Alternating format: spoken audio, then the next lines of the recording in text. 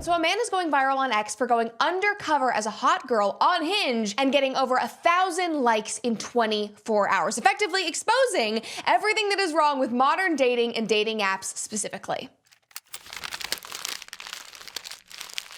We already know this. We talk about this on the show all the time. I've talked about it for years, but people are lonely. Like, Gen Z has been dubbed the lonely generation. We are not dating. Gen Z is not making friends. Gen Z is not having sex. And I have long believed that dating apps are a driving force behind this. And, you know, if you had a success story, if you met your spouse on one, that is great. Applause. Everybody snaps. That's great. But you are the exception, not the rule. Because for most people on apps like Tinder and Hinge and Bumble, Raya, whatever it is, they are not working. And in fact, the problem is even deeper than that, because I believe that these apps are destroying our genuine human connections and making money doing it. They are profiting off of that failure. And one man on X is exposing everything by posing as one of his female friends. So let me introduce you to one of my favorite follows on X. He goes by Murray Hill Guy, and he has a dating podcast. He almost exclusively posts about his dating escapades and dating in New York City. And 2 days ago, he decided for shits and giggles to create a profile on Hinge acting as one of his female friends, Maddie. And he said, "Experiment. I'm pretending to be Mads on Hinge for 1 week.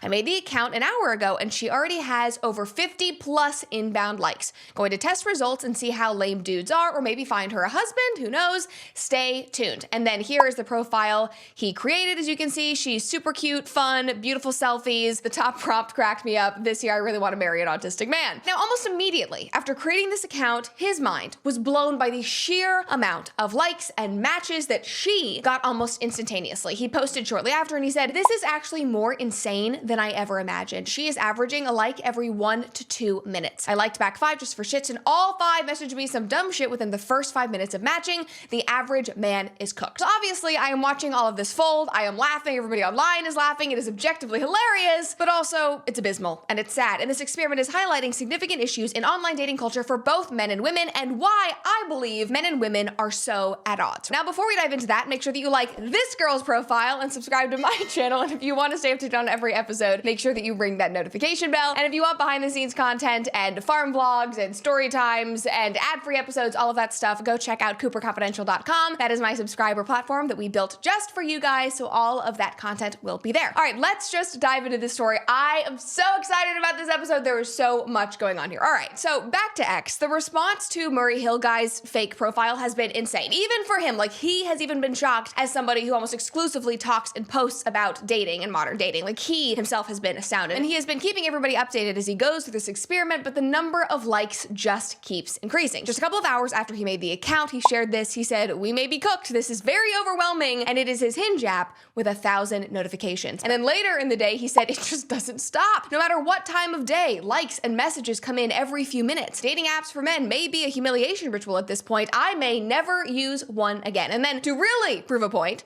24 hours after creating the profile, he showed this screen recording of his notifications, and prepare to be astounded. Just look at this. It just goes on and on and on. And he's now done this multiple times since then, because we're now on like day 2, almost day 3 of this, and he's done multiple recordings. It just does not stop. So almost immediately, again, 24 hours in, he has had a few takeaways. Now, most importantly, as you guys saw in that tweet, is that men online are cooked, because attractive girls have to do nothing except to download the app and create a profile, not even really try that hard, and they are raking in more likes and matches than they know what to do with, that they like, how more matches than they can even deal with. And then to add insult to injury, he's also been posting about how the guys who are messaging him are not even trying. They're sending boring messages, they're being lazy, they're being snarky, and he pointed out that most of the men on these apps are lib. Soy boys, not my words, they are his, but to be fair, he is doing this experiment in New York City. I am sure that it would be very different if we were in the middle of the country, if we were here in Tennessee. I mean, I don't really know, Nashville's kind of crazy, but the point being, we have to be fair, it is in New York. But on that note, if you are a woman living in New York City, I think this means it is time to pick up the phone and call some movers, and you can do that with my friends over at Pure Talk. Now, you know what Pure Talk's favorite holiday is? President's Day, because they believe that Stellar wireless service should only cost you a Jackson and a Lincoln. For just $25 a month, Pure Talk will give you unlimited talk, text, and plenty of data. Now compare that to Big Wireless. They would rather celebrate Benjamin Franklin Day so that they can charge your family hundreds every single month, but you deserve better. Pure Talk is an American wireless company who supports our veterans and invests in a US-only customer service team. Thank goodness. So when you call, you are talking to somebody right here at home who speaks English. Now, before you ask, Pure Talk uses the same towers ours is all the big carriers, so you can enjoy that superior 5G coverage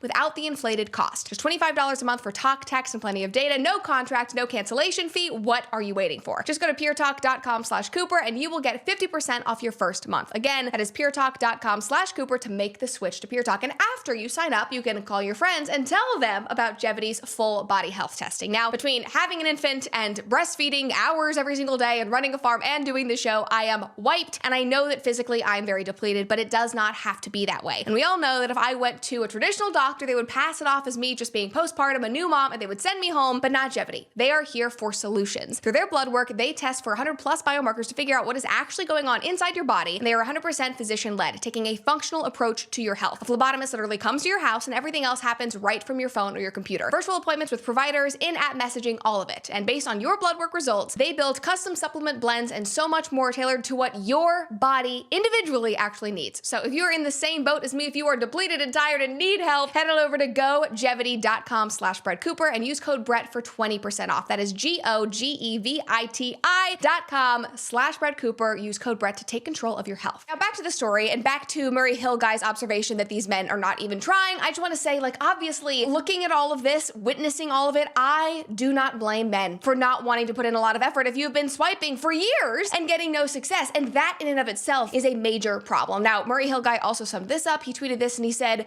"Gents, here's the inside look of a beautiful mid's Hinge. Account was made today. It is never ending. And as you see, majority of guys just like photos. And while I think sending a message could stand out, the chance that you were even seen is minimal. So honestly, just delete the app." So what he's saying is some guys aren't even saying, "Hey, hello, sup." They're just liking a photo and hoping that the girl will match back, and then maybe he'll send a message or she'll send a message, but even sending a message is not enough to stand out because of the influx of likes that girls like this are getting. Now compare all of that to the experience that most men talk about having on these apps, which is barely getting any likes or matches at all, and just spending all of your time hopelessly swiping into the void. And the few responses that they do get back rarely turn into a date, like this guy said a couple of years ago on TikTok. Dating apps are uniquely depressing from a guy's perspective because you send out all these likes, then only a fraction of those likes turn into matches, then a fraction of those matches respond to your message, then a fraction of the girls who respond to your message you have a good conversation with,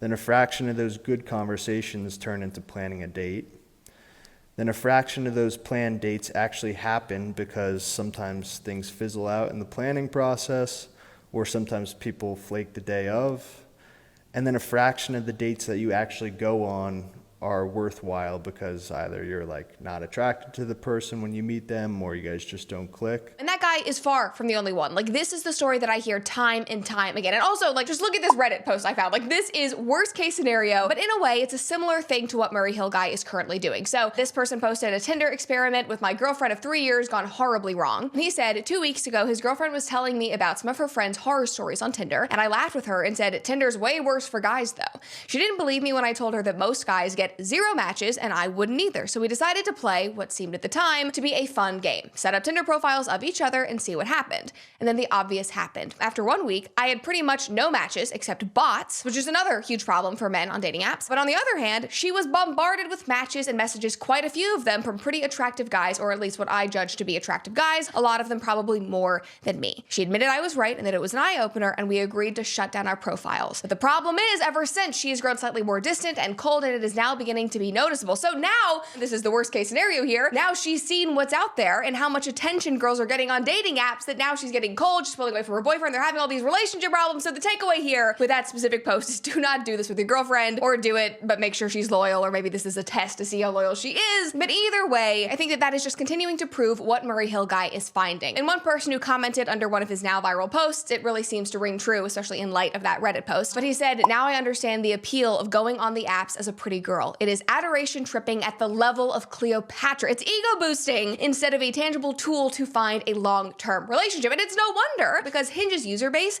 is 60% male. This is objectively a numbers game that is stacked against the average man, which means that men do need to put their best foot forward in order to be seen. They have to dedicate time to swiping, to getting their foot out there. And we will get to how men are not doing that and how it might not even be worth trying anyway. But my point of bringing all of this up is that, do I think that some women use these apps as an ego boost? Yes, 1000% completely, but not all of them. A lot of women are on there because they think it is the right thing to do, because this is how they feel like they need to meet somebody in the modern age, and they are trying. But I really think that all of this shows a fundamental difference in how both sexes approach modern dating. This is something that we have also talked about before, but men in general, as you are now seeing in all of those screenshots and screen recordings, they just swipe like there is no tomorrow. All day long, does not matter what time of day it is, they are less likely to get return likes and matches, so they just throw out this large net hoping that one of these women will respond and match with them. It doesn't matter if they think a girl is out of their league. They might not even know who they're swiping on. They are just blindly swiping, hoping that somebody will respond. But women are in the complete opposite situation. They are far more selective. They are allowed to be more selective. They're careful. They are specific with who they are giving. They're granting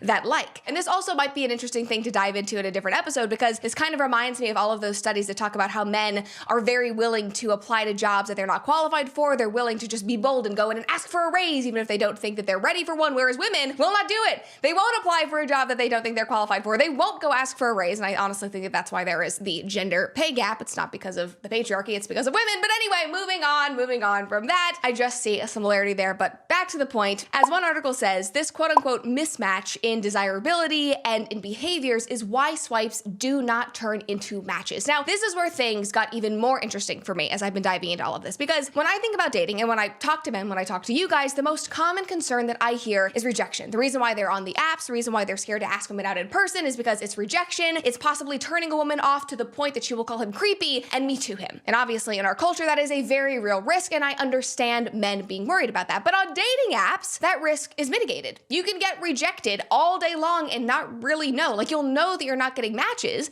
but you don't see the women responding to you. You aren't seeing the responses or reactions to you. You barely have to even try. You're not even having to put yourself out there. You just have to move your thumb all day long, and you're casting the wide net. And so to further that point, thanks to these dating apps, I think that there is a lessening social incentive for men to put themselves out there and improve themselves, get more comfortable socializing and being around women, when they can just get on the dating apps and shoot their shot without fear of being rejected to their face. Because before dating apps, if a man wanted to meet a woman, if a woman wanted to meet a man, you had to approach them in person. You had to go to a bar, a gym, through friends, at church, and if you got rejected, you felt that. It was to your face. It's awful, it's uncomfortable, and there was of course the risk that that rejection was going to be in public. And you guys might hate this and it might make you feel uncomfortable, but to some extent, I think that that social cost of rejection was actually good. Because again, it gave men incentive to improve themselves, improve their social standing, improve the way that they were asking out women. And also, that's not just about men. Before you start screaming at me at the comments that I'm coming after men, women enduring rejection is also a good thing. It's just part of life. You're overcoming challenges, you're growing, you're becoming better, whether it is in work or family or relationships and dating. All of that is objectively good, and dating apps have removed that. I also think that they're playing a large role in Gen Z not going out and socializing, not hosting parties, not drinking, not going and doing in-person activities. It's because there used to be a drive to go do those things so that you could meet somebody, but now why would you do that when you can scroll on TikTok, slide into somebody's DMs, and swipe for hours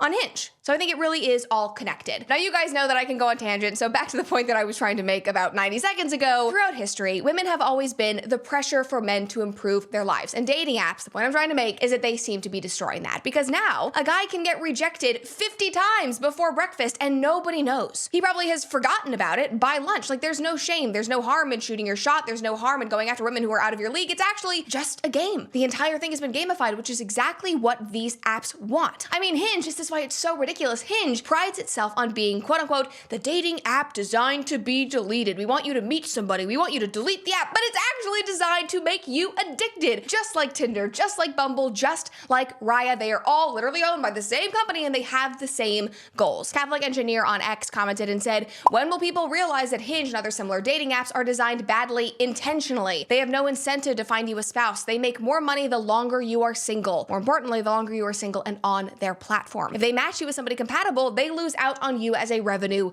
stream. And here's where it gets even more sinister, because I don't think that this is laughable actually, because one of the main ways that they continue profiting and making money and roping you in is by hiding people algorithmically who could actually be good matches for you and then making you pay to hopefully see those profiles or get access to those individuals. They have gamified it by allowing endless swipes, hiding people who you might be good for, and then making you pay to not even really meet those people. It is so insane. One guy said a big issue that needs fixing is the pay to win style that Hinge has. Assuming you have the money, being premium lets you skip the like and throw infinite roses into the wind. And a rose is like, oh, you only have a certain amount of roses. So if you give a woman or a man a rose, it's like, oh, he really likes you, but you can just pay to get infinite roses. He went on and he said, normally I am fine with premium models for apps, but profiting off of lonely suckers seems cruel. It is, it's sinister. And he goes on and he says, these prices are insane. 1 week subscription for $20. Just think about millennials and Gen Z, people who are struggling to get by, who can't afford groceries, who are doing Klarna on everything, who are taking out, loans through Klarna to just get groceries. They're lonely, they want to be with somebody, they're spending $20 a week on this BS because we as a society have been trained to think that this is the only way that you can meet somebody and they're profiting off of this dopamine addiction. It is insane. These apps just dangle the love carrot knowing that they have completely destroyed the dating playing field and that desperate people will always pay. And then, of course, in my mind, things get even more sinister. Then you have invite-only platforms. You have things like Tinder Select, which I remember making a comment section video about years ago, where you could pay $500 a month to be on their premium level where only the cream of the crop are invited. I mean, it is just like, it's so insane and it is so wrong and sinister. Back to the whole story, back to virality and Murray Hill. Like, Murray Hill's takeaway, obviously, after doing this for 48 hours, is that men need to get off the apps. But he also offered what he sees as the only way to make dating apps actually work for the people on them. And he listed off all of this, and I'll have the tweet here, but he said things like having a max amount of likes that you can do per day, a max amount of matches and conversations that you can have going on at once, which I think is really important. Like, you should not be able to have like 50 plus people that you're just leaving hanging, only current photos allowed, etc., etc. And all of this seems great. Like 100% go for it. I would love to see something like this. But the problem is the main players won't do this because they would lose out on profits from the dopamine addicts and the hopeless romantics who just keep showing up and paying. So yes, in my mind, I agree. The solution is to be off the apps. And I know, okay, again, you're gonna scream at me in the comments, but Brett, everybody is on them. It's the only way to meet somebody. What if I do meet someone? What if I could have met somebody the day after I delete the app? Okay, did we just walk through the same story? Did we not all just learn and see how insanely slanted the playing field is? Did we see how they have literally trained everybody, our entire society, to feel like they are depending on them? I mean, it's kind of like the healthcare industry in a way, but you don't have to worry anymore thanks to my friends over at Jevity, because you don't have to depend on your general practitioner or the medical industry anymore. And that's why I decided to partner with my friends over at Jevity. They test over 100 biomarkers, not 12, 100, and a licensed phlebotomist comes to your house. No waiting rooms, no rushed appointments, just convenience and solutions. And the best part is they don't just hand you your data and say, good luck. You get an actual care team of physicians and functional health practitioners to help you understand what's going on and what you can do about it. It's custom supplements based on your blood work, not some generic one-size-fits-all thing. So if you are done accepting normal when you feel anything but normal, go to gojevity.com/Brett Cooper and use code Brett for 20% off. Again, that is GOGEVITI.com/Brett Cooper. Use code Brett at checkout to take your health back today. Back to the story. In addition to these apps slanting the playing field online, I also think that they have completely skewed how we view dating in real life. And I actually think that they have played a really significant role in hurting men and women's perceptions of each other because, men, as we're seeing today, are seeing how women are getting all of these likes and not matching with them, and women are bombarded and exhausted by men sending quote-unquote lazy hey messages or ghosting them. Then both parties are angry with being ghosted and having dates bailed on. So I know it is easy to say that it is just a problem for men, but women are struggling through the exact same thing. In response to that original TikTok that we watched where the guy was saying like a fraction of this, a fraction of that, women were responding to that man's question about their experiences, and this is what they said. One girl commented and said, it's actually really hard for us too, because some of the guys just swiped right on us out of boredom, and you can tell. And again, this goes back to the guys casting a wide net, swiping all night long, not even knowing whose profiles they're swiping on, but they're just doing it hoping that they catch a like, not even serious about talking to the girl in the first place. Another person said it's exactly the same. We may get more matches, but most of them immediately say something terribly inappropriate. Another girl said, dude, it is the exact same for us, and 99% of the first messages I get are hey, and it is so insulting I don't even write back. It is so exhausting. So the point is, literally nobody is having a good time and everybody is just blending and meshing together on these apps. It is just misery. And actually, speaking of that blending together, a girl actually wrote an entire essay about this and she posted an excerpt of it in light of this experiment. And I want to read you part of it because I thought it was just great. Halfway through, she says, the encounters themselves feel oddly pre-written, as though they are happening for the second time, even though they are technically new. Being on Hinge already feels like AI slop because everyone using it has been overtrained. It has compressed attention, attraction, and interest into a narrow set of legible gestures and taught us to live more comfortably inside of it. it. And Girl Hinge, or the female experience, reflects a present condition in which connection is simulated by people who have already reduced themselves to the logic of that system, clean enough to be repeated, thin enough to be copied. So nobody's standing out. We're just playing a game. It's a simulation and there is no real connection. And that's the next point I want to make, because between the boredom swiping and the ghosting and the sad, lazy conversation starters, there really isn't much opportunity for genuine spark, which is much easier to find and cultivate in the real world, because on dating apps, you are almost exclusively judging and being judged based on your looks and your perceived type, which also is not normal in the history of the world. Like, just listen to this. Of nearly 2/3, over 66% of people do not marry what they originally considered their type.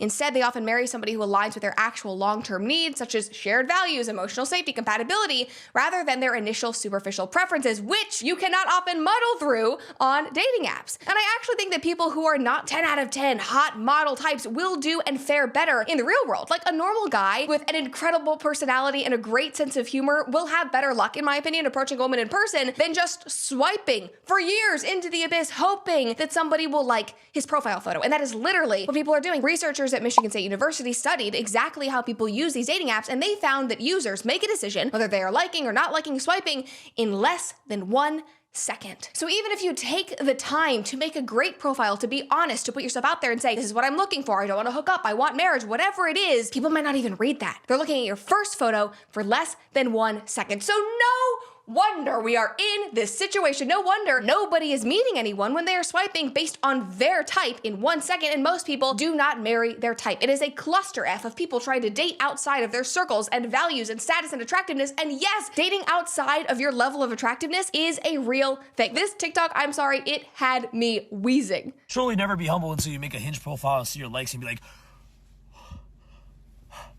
they think they have a chance with me. Am I ugly? Am I fucking ugly? What the fuck? Okay, and I know that women might be offended by that, and they might be like, what do you mean he doesn't like me? But listen, both men and women have had the exact same experience. Just watch. There are men out there who are looking at me and they're literally saying, yeah, I'll give her a chance. Swipe. And they don't have teeth. They don't have teeth. What? In what world? Why are you, in what world would I even be an option? And they don't have teeth. This is what we are dealing with. One guy, Chris John, on TikTok commented and said, a Hinge notification can really make my day go from bad to worse. And then Certified Lover Girl, so we're seeing both perspectives here, she said, it is truly like putting yourself on clearance. So again, nobody is having a good time. And so yeah, I know that it is easier said than done, because again, it is an addiction. It is a societal conditioning and addiction. But yes, please God, delete the app. And yes, I understand, I totally get that it might feel like you are shutting yourself off from opportunities, but also let's be real, like how many opportunities and real potential is in that mess? And then compare that to the opportunities that with all of this added free time and energy, you might have in the real world, exploring new hobbies, diving into your work or your school, which are all things that in and of themselves will put you in front of people, potential maybe matches in person. Somebody retweeted one of the viral Murray Hill guy posts, and he said, using dating apps in the year of our Lord 2026 is a humiliation ritual. Again, putting yourself on clearance. Get a golden doodle, host house parties, hit the bars, catcall joggers. Anything is better than this. Honestly, women in 2026, they might respond better to a hey cutie, how you doing on the street than getting liked on Hinge. Because chances are they aren't even seeing your like or your rose or your swipe to begin with. To round out this entire long story, my 30-minute rant, whatever this has turned into, unfortunately for all of us, in less than 48 hours, which was to be expected, Murray Hill guy was kicked off of Hinge, but immediately he improvised, he adapted, he overcame, and he made a Bumble profile as the same girl, and the results were just as harrowing. He said, the experiment continues. I'm pretending to be Mads on Bumble now. I made this account 10 minutes ago, and it has 400 likes. How down bad are men in 2026? Results and real chats to come. Unfortunately, though, we didn't get to see much of that either, because within like 4 hours, he was deleted from Bumble as well. But here's what's really cool. There actually might be real world consequences to this social media experiment. But who knows whether this is all connected or if it is just a coincidence, but the stock value of the Match Group, who owns all of these apps, because again, they're all connected, is plummeting as we speak. Just take a look at this. He posted this 30 minutes before I sat down to film. It's working. Delete the apps. Match Group Incorporated. And if I'm reading this correctly, it is down 7.2% just today. And listen, You will not see any tears shed from me. I could not be happier. The online response, the comments, the real world consequences, this needed to happen. Because these apps, the stupid match group, they weaponize these addictive strategies. They prey on lonely hearts. They offer false hope to romantics to just try to make more money. And worst of all, in my opinion, they're leaving our already broken and fractured culture divided, pessimistic, and no more matched than when we started. So take a deep breath. Let's all say it together. Delete the freaking apps.